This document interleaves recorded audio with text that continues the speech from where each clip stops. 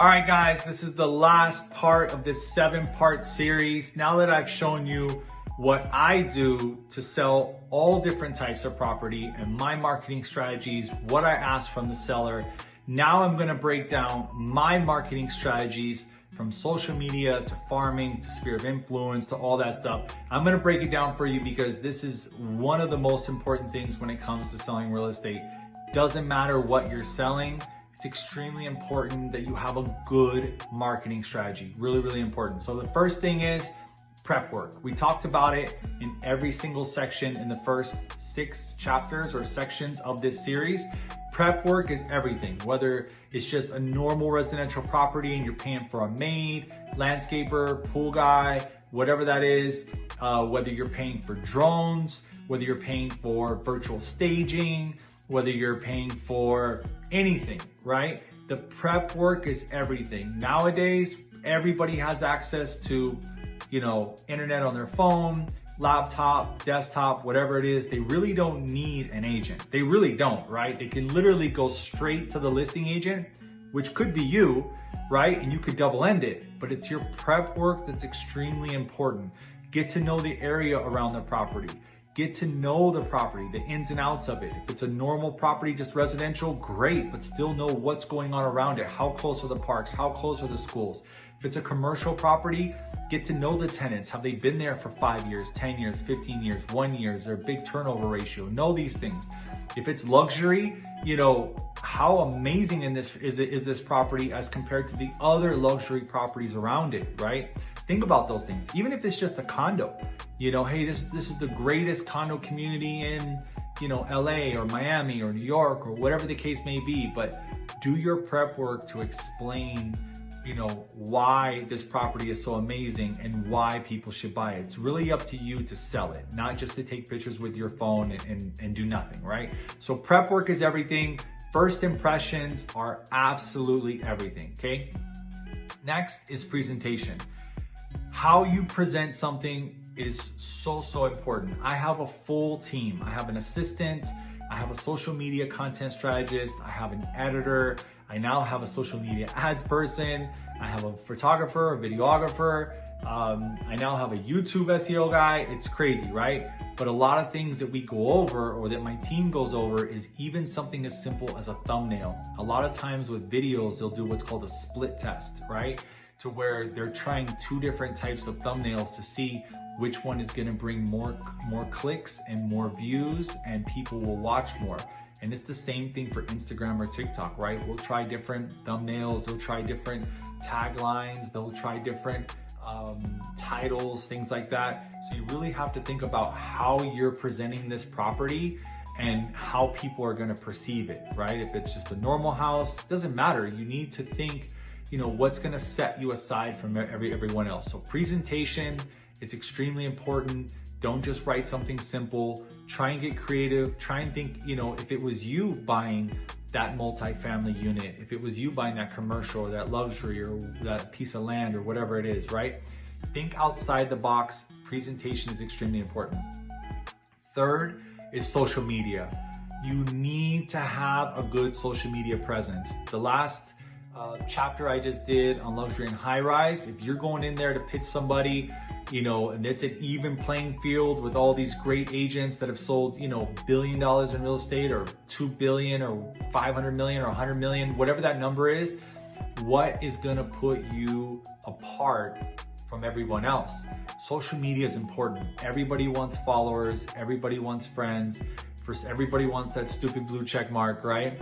But unfortunately, that's the society that we live in. So I've been on a lot of listing appointments and I say, hey, I have over 25,000 followers and friends over multiple platforms and it's growing literally on a day-to-day basis. And my reach isn't just local. My reach is global.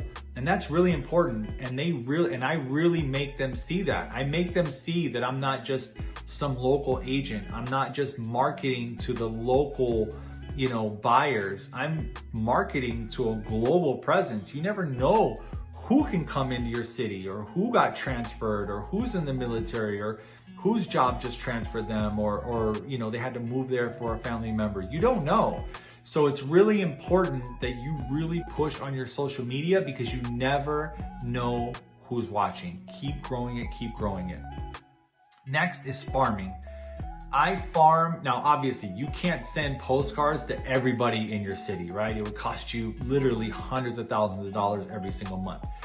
But you should start with one neighborhood or one high-rise tower or, one group of multi-family clients, like, just mobile home parks in Las Vegas or just mobile home parks in Alabama or whatever that is, and just market to them every single month. Send something out every single month, say, hey, I'm an expert in the ridges in Las Vegas.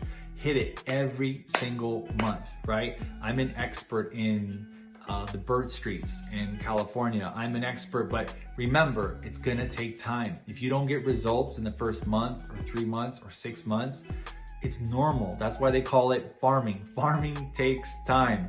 It could take a year to 2 years. So that's why I tell you, start with a small neighborhood, own that neighborhood, and then expand. So farming is important. Think about that as far as, your next reach as far as marketing. Your sphere of influence. Your network is your net worth. I cannot stress that to you enough. If you went to school and you graduated with a bunch of guys or ladies that are broke, who are you gonna sell to? Whenever you first get into real estate, the first people that you sell to is your family and friends. So if your family and friends aren't doing that great, you're not gonna be doing that great. So you better go out there and get a new set of friends or meet more people that you could actually market to, right? So again, go to functions, go to Latin Chamber of Commerce, Asian Chamber of Commerce. If there's conventions, go hang out where everybody is that are from conventions. If there's local events like a foodie fest or Hawaiian fest or whatever that case may be, get out there and meet people, shake hands, conversate, be a social butterfly.